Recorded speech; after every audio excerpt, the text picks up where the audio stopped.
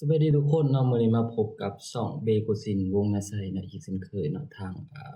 ยูทูบเนาะแล้วก็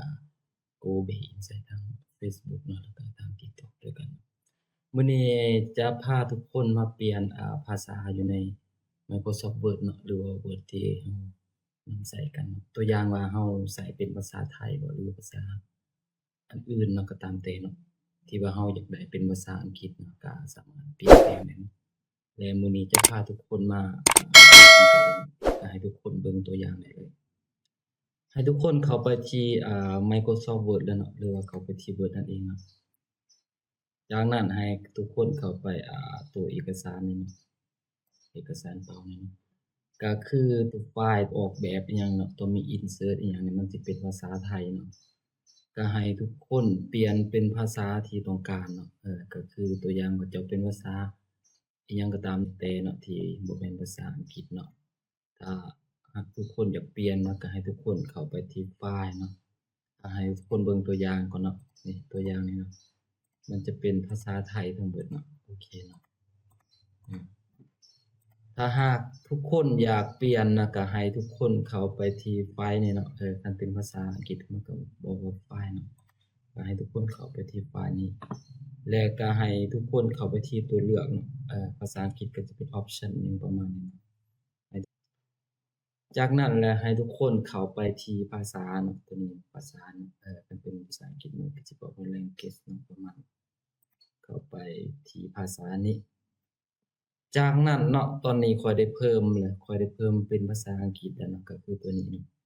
ถ้าหากว่ามันบ่มีเนาะก็คือมันบ่มีอยู่นี่เนาะก็ให้ทุกคนเข้ามาเพิ่มภาษาเนาะนี่เนาะแล้วก็ให้ทุกคนเลือกภาษาที่จะเอามาแสดงอยู่ในหัวข้อนี้เนาะอยู่ option อิหยังนี่เนาะให้เป็นภาษาอังกฤษเนาะก็ให้ทุกคนเลือกเนาะถ้าหากอยากได้เป็นภาษาจีนนะสมมุติว่าก็เลือกจีนนี่นะก็กดติดตามเนาะแต่ว่าตอนนี้ข้อยเพิ่มเป็นภาษาอังกฤษเนาะข้อยได้เพิ่มไปแล้ว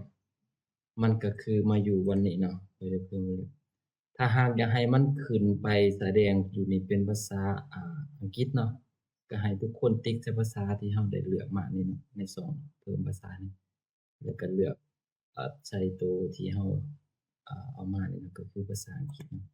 แล้วก็กดย้ายขึ้นเนาะโอเคแล้วก็ให้กดตกลงตอนนี้มันสิขึ้นไปตัวที่1เนาะภาษาไทยจะเป็นที่2ก็กด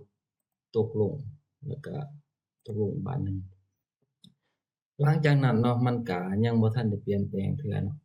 ก็ให้ทุกคนออกเนาะหรือว่า restart เครื่องเนาะก็ให้ทุกคนออกนี่ก่อนก็ได้แล้วเข้าไปที่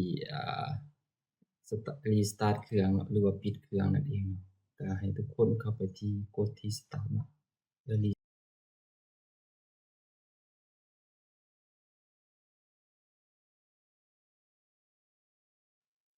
โอเคเนาะหลังจากที่ทุกคนเนาะหรือว่าทุกท่านได้ปิดเครื่องกันแล้วเนาะหรือว่า restart เครื่องแล้วเนาะก็ให้ทุกคนเข้าไปที่Microsoft ใหม่เนาะ